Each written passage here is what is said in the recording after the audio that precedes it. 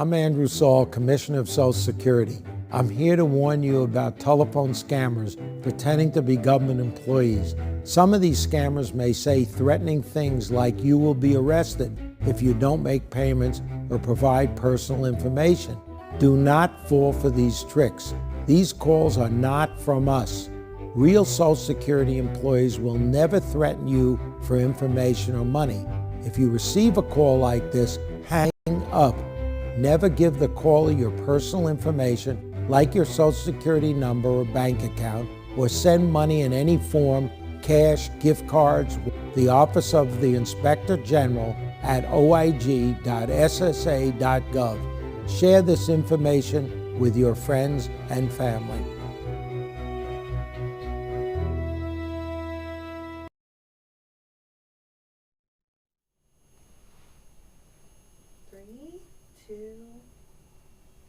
Hello, I'm Leah from Social Security. Thanks for joining us today. A closed caption version of this Facebook Live will be available after our broadcast. It's National Slam the Scam Day, a day where we raise awareness about government imposter scams. Did you know Social Security phone scams are the #1 type of fraud reported to the Federal Trade Commission? So tonight, we're teaming up with our Office of the Inspector General and the Federal Trade Commission to help slam the scam during National Consumer Protection Week. We wanted to share tips with you on how to avoid government imposter scams. Joining us for today's conversation are Gail S. Innes, Inspector General for Social Security, and Monica Vaca, Associate Director of the Consumer Response and Operations at the Federal Trade Commission. Please tell us a little about yourself and tell our audience what Slam the Scam Day is. Sure. As you said, I am the Inspector General for Social Security. My office helps prevent waste, fraud, and abuse in Social Security's programs and operations. We do that by conducting independent audits and investigations and working with the agency and Congress to improve Social Security for everyone who depends on it. For the past year, we have been working very hard to combat telephone scams that misuse the good name of Social Security to mislead people. I created a National Slam the Scam Day so we could harness the collective power of the federal government to reach as many people as possible and educate them about these scams so they won't become victims. We picked a day during National Consumer Protection Week because this effort is all about protecting consumers of all ages and all backgrounds, not only from Social Security scams, but all types of government imposter scams. Thanks for that information, Gail. And speaking of National Consumer Protection Week, Monica, can you tell us a little about yourself and describe National Consumer Protection Week? Thank you so much for having us today. So I have spent the last 18 years of my career fighting fraud at the Federal Trade Commission, and National Consumer Protection Week is an important piece of fighting fraud. So this is a time that we can help people understand their consumer protection rights, how they can make well-informed decisions about money, and how to avoid scams.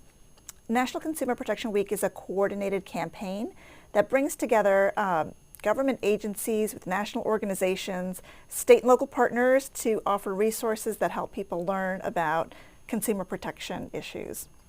National Consumer Protection Week offers consumer education materials, as well as events in various states and communities throughout the country. Every year, National Consumer Protection Year runs the first full week of March. So this year, it's March 1st through the 7th, this week. Great. So let's talk about the types of scams we're seeing specifically. How does it work and how can people prevent themselves from falling victim? Also, how can the public help slam the scam? There are many versions of these scams, too many to list, but there are several common themes to the calls we hear about. The scammer tries to convince you they are a government official. They might appear to be calling from a government phone number, email you fake documents, or use an actual official's name or title they got from a website. They threaten some type of legal action unless you pay them right away, or they offer some kind of service in exchange for payment. They want that payment in unconventional forms. They want you to buy retail gift cards, make wire transfers, use internet currency like Bitcoin, or even mail them cash. Once people know how to identify scams, we are asking them to slam the scam by hanging up the phone or ignoring the call. It's that simple. We are working to investigate the scams, but they are not going to go away entirely.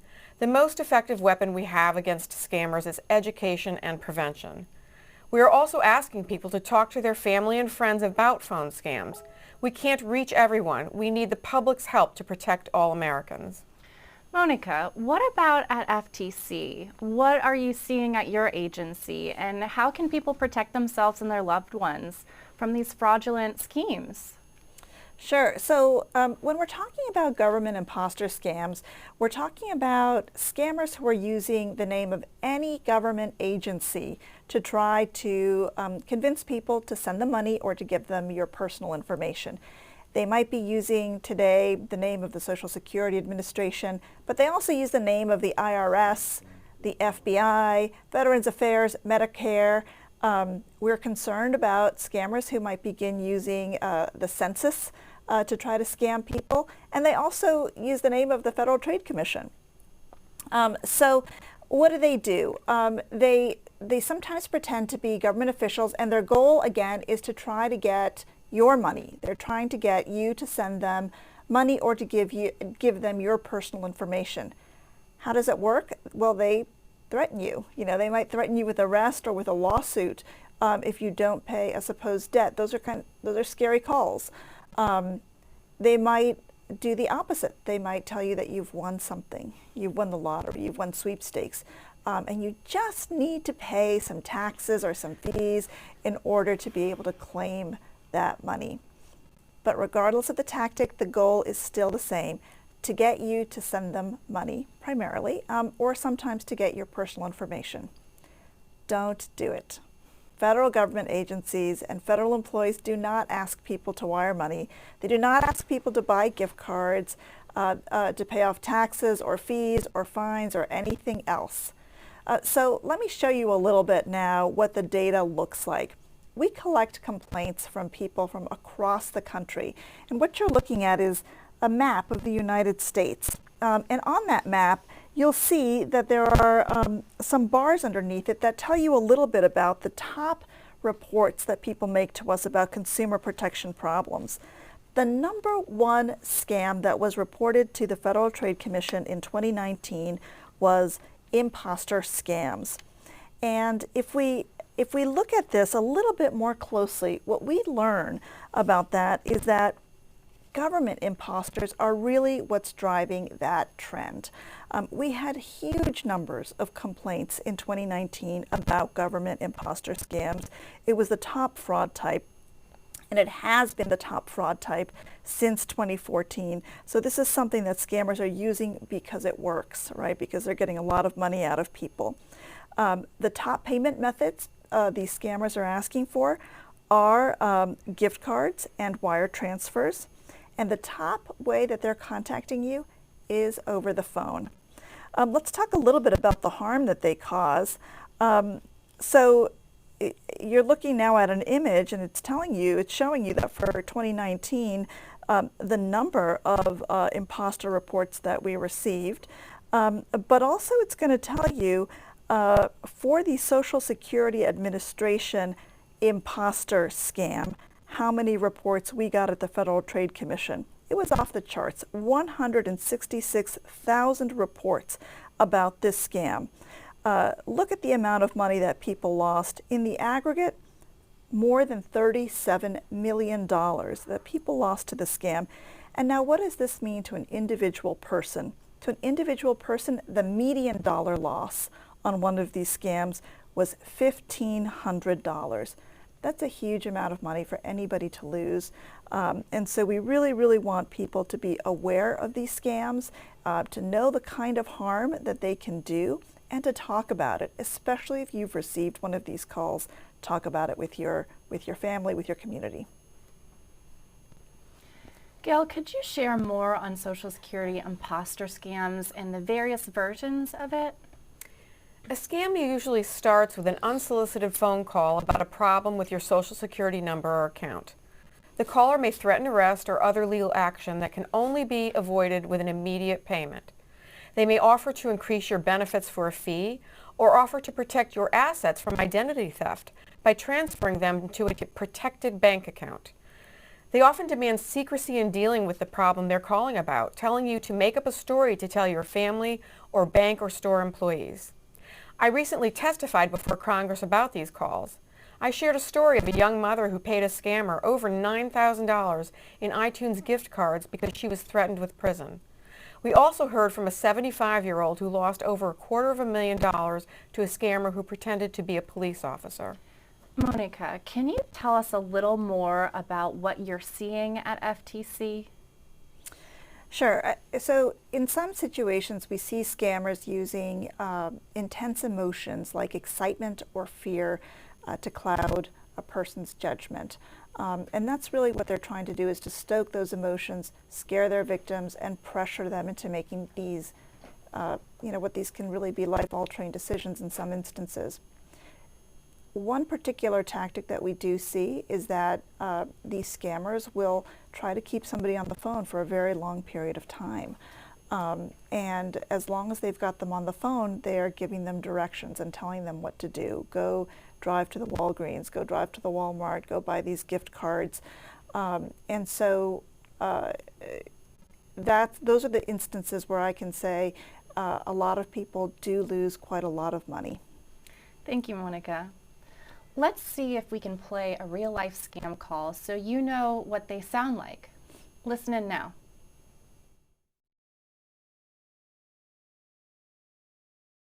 Enforcement agencies to suspend your social security number on an immediate basis, as we have received suspicious trails of information in your name. The moment you receive this message, I need you to get back to me on my department division toll-free number, that is 1-888-952-5554.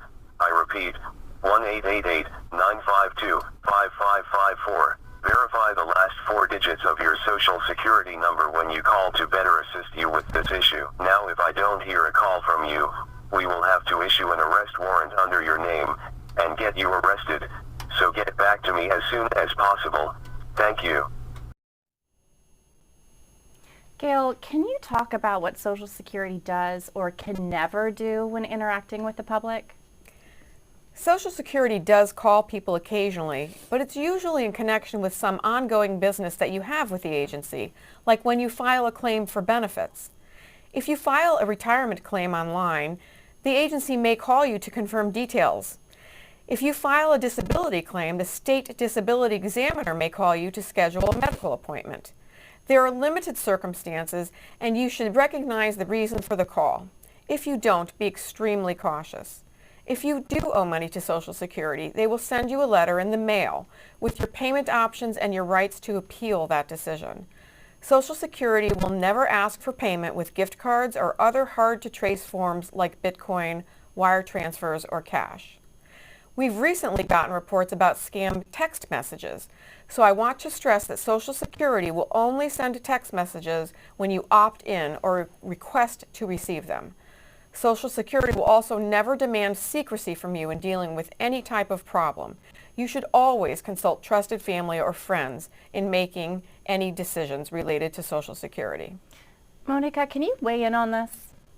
Sure. So if you get one of these calls, what we would urge you to do first is take a breath. Just pause. Then up. Don't press in your Social Security number to a scammer, or maybe you're worried because the scammer already had your Social Security number when they called you. We invite you to visit identitytheft.gov/SSA. That page will tell you a little bit more about these types of scams, and it will give you some information on what you can do if you're worried that a scammer has your personal information. It'll also give you the opportunity to report if your identity has already been misused in some way. And you can file that identity theft report again on identitytheft.gov. And we've got an image here for you of that identitytheft.gov website. So please go ahead and look at that and take note of that, because that is something that has lots and lots of resources for recovering from identity theft. If you're just joining us, we're talking with Gail S. Innes, Inspector General for Social Security, and Monica Vaca, Associate Director, Consumer Response and Operations at the Federal Trade Commission. We're talking imposter scams and what you should do to protect yourself and your loved ones against falling victim to them. Gail and Monica will be taking live questions shortly, so please feel free to drop a question in the comment section below. However, please do not post personally identifiable information here or on any social media. Reporting is a very important aspect of curbing these imposter scams. Can you both share on that aspect as well? Yes, reporting calls is important because it gives us data points to work with in analyzing scam trends, and it allows us to take steps to block scam techniques like spoofing when they cover up their real phone number with a fake one. We also use the data to identify investigative leads, which could help identify criminal entities or individuals participating in or facilitating the scams. Ultimately, these efforts disrupt the scammers, help reduce this type of fraud, and reduce the number of victims. We want the public to report Social Security scam calls to oig.ssa.gov. Monica, should they also report these calls to the FTC? Sure, we'd love to get your reports about these calls at the FTC, and again, that's ftc.gov/complaint, and so we invite you to do that as well. We're now ready to take your live questions, so feel free to send them in using the comment section below. Do not post personally identifiable information here or on any social media.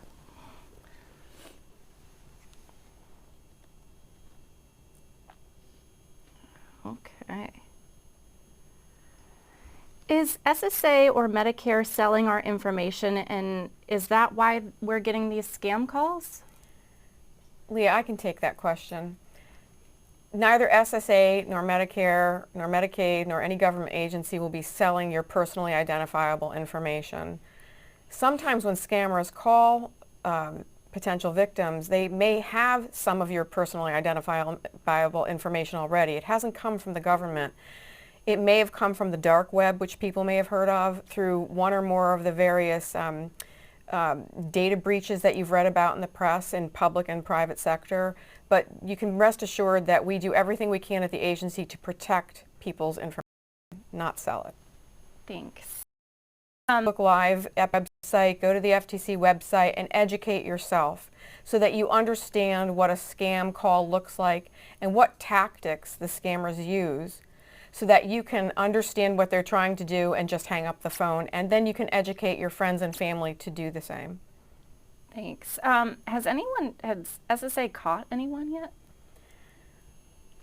SSA, my Office of the Inspector General and many other federal agencies, including the Department of Justice, along with many other federal partners, are working very hard on trying to catch these scammers. Recently, you may have seen, we and the DOJ announced civil injunctions against certain companies that allow calls to come into the United States from overseas, and these are scam calls. And those civil injunctions are working their way through the court system, and hopefully those will prevent those two companies from operating the way they've done business. We're looking for other types of companies. And we're also pursuing, with our investigative partners, any other options that we have to try to stop the scammers. Monica, will FTC contact you from like SSA's 800 number? No, the FTC will never contact you from the SSA's 800 number. You can call the FTC to get information. You can go on the FTC's website, but we will not call you from that 800 number. If you file a complaint with the FTC, sometimes we will have investigators call you back to ask you for more information about that complaint. If we do that, we're going to have the reference number that we gave you when you filed that complaint, and that's how you know it's us. Good info. I like that. Okay. What's the progress on scam calls? This person's spouse has gotten 3 calls and they want them to stop. How do they make that happen? Yeah, so a few things. First of all, you can always register for the Do Not Call registry, and you can do that by going to donotcall.gov. donotcall.gov is the place where you register. It's also the place where you can file a complaint about getting these unwanted calls. And we really do want people to file complaints about those unwanted calls. It's it's an important report because we make available to the public and really to the telecom industry and to the call blocking technology industry information about the calls that people report every day. So when you report a violation of the do not call laws because you are registered or because you received a robocall, when you report that to the FTC, we make the information about the phone number that called you available to the people who are developing call blocking solutions. So do tell us about those calls you're getting. It's an important part of the solution. That's great. For the both of you, what can somebody do if they're hacked?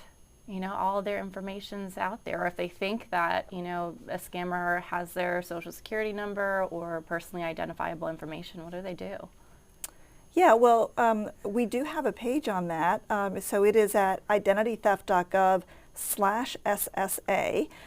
If you're worried that a scammer has your personal information, what you should do is start looking at your credit report. Monitor your credit report carefully. You have the right to get your free credit report from all 3 credit bureaus and check it out. See what's going on. See if there's any unauthorized activity on your account. You can also implement a credit freeze if you're worried about that, so that somebody isn't using your name and your information to establish new accounts. Let me just add that sometimes when the scammers call, it's very interesting, but by the end of the call, the victim doesn't really remember whether they actually gave the scammer the number. They're very manipulative and they understand psychology, and you may think they called you knowing all your information, but if you were to have recorded the call, you would have provided that information to them. So people have to be really careful and thoughtful, and as Monica said, take a deep breath before you start answering questions, because by the end of the call, you may have thought that they had information that you actually provided them. Thanks. We appreciate that.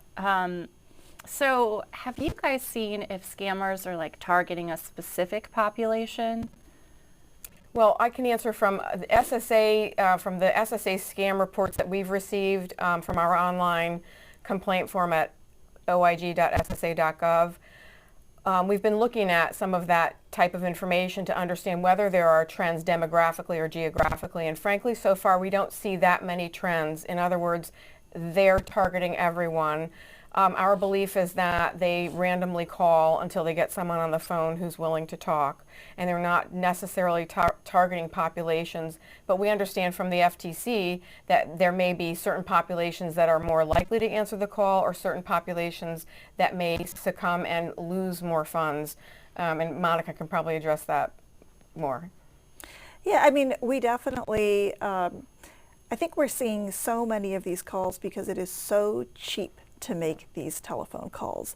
It is incredibly cheap for scammers to make these telephone calls, and that's why we are all getting them multiple calls just like this on our phones every single day.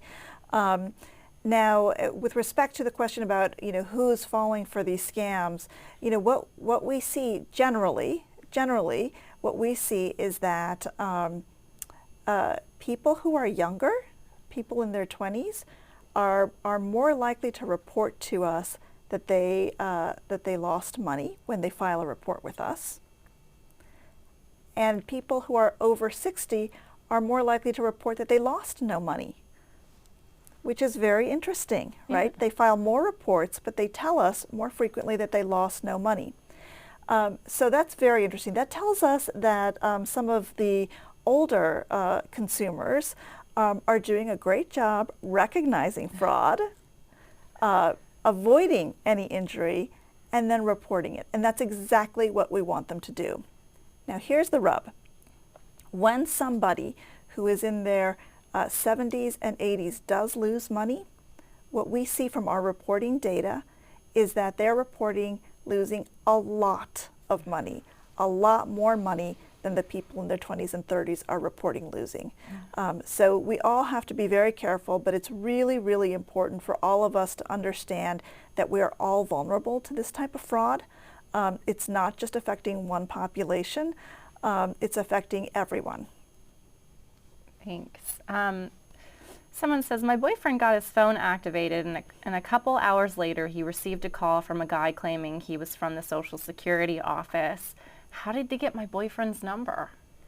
Again, we don't think they have any magic information. They are just cold calling, probably even with computer-generated calls, and it's a volume business. So they just generate millions and millions and millions of calls on a daily basis until they get someone to pick up. So they don't really know anybody's particular phone number. They just mine those phone numbers and have computer-generated calling. .gov so that we can learn the information, and frankly, we are working closely often with local and state and federal law enforcement, so reporting to any agency is the right thing to do. For Monica, do you know if the website Nomorobo.com, Nomorobo, Nomorobo, yes, or similar websites will capture these scam calls? This person uses it and they're not getting similar calls at the moment. Yeah, so Nomorobo is a call blocking company. And that is one thing that you can do as a consumer, is look for a call blocking solution. There are lots of companies that sell that service. Nomorobo actually won an FTC challenge. The FTC put out a challenge to developers to see who could develop a solution. This was many, many years ago. Nomorobo was one of the winners. Oh, that's really cool. I like that. Okay, so last question. Monica, what can I do to help my family and my friends avoid these scams? So the number one thing that you can do to help your family and friends avoid scams is to talk about the scams.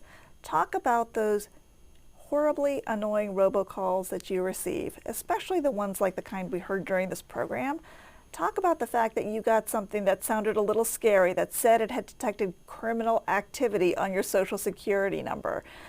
Talk about that, because if you talk about that, they will also recognize that they got that same call and they're not alone, right? Yeah. What we have learned from the research is that people are able to avoid scams when they know about a specific scam. Mm-hmm. That knowledge is what keeps that money in your pocket and doesn't, make sure that it doesn't get to that scammer.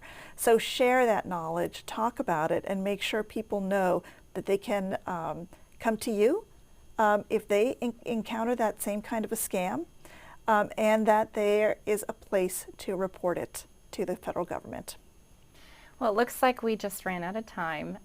Monica and Gail, do you have any closing comments? Well, I just want to thank all of our federal partners who are helping us get the word out about Slam the Scam, because it might affect people today when they're calling about Social Security. Years ago it was the IRS, tomorrow it will be another federal agency, so we all have to work together to try to educate the public to combat these scams. And for people who want to learn more about scams, I invite them to visit us at ftc.gov/subscribe. The SSA, remember that if you're worried about identity theft, you can always visit us at identitytheft.gov/SSA. That's wonderful. Thank you so much for coming and doing this Facebook Live. And thank you for joining us and helping us slam the scam during National Consumer Protection Week. To get the latest tips to protect you and your family, please sign up for updates at our Social Security Matters blog at blog.ssa.gov. Please check out this video from the FTC.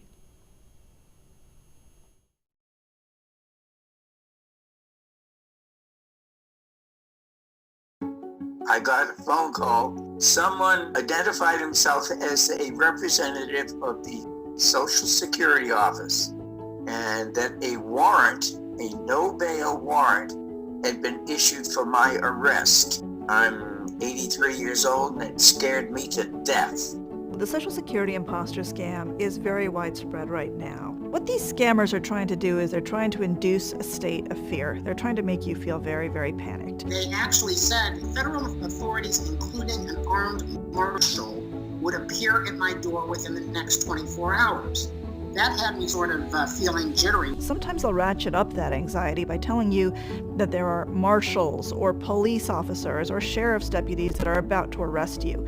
That's very, very scary for people.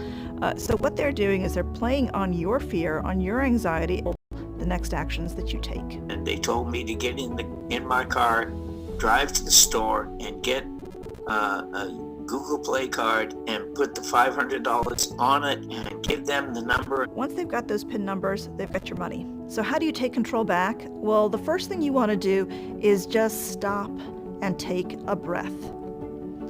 Take a moment and say, okay, thanks for the call. I need to investigate what's going on here. Hang up the phone. Go talk with somebody that you trust. Do a search on the internet. When it happens, let other people know, because the more that it's talked about, the better armed people are to behave assertively when somebody's behaving aggressively toward them. Since then, I have told everyone that I know and a whole lot of people that I don't know. This scam is hitting all parts of the United States, and it is hitting people at every age level, every education level, every income level. If this isn't happening to you, this is happening to your neighbors. This is happening in your community. So, if it does happen to you, please talk about it. We know that when people are familiar with scams, they are much less likely to lose money. Report it to the FTC at ftc.gov/complaint.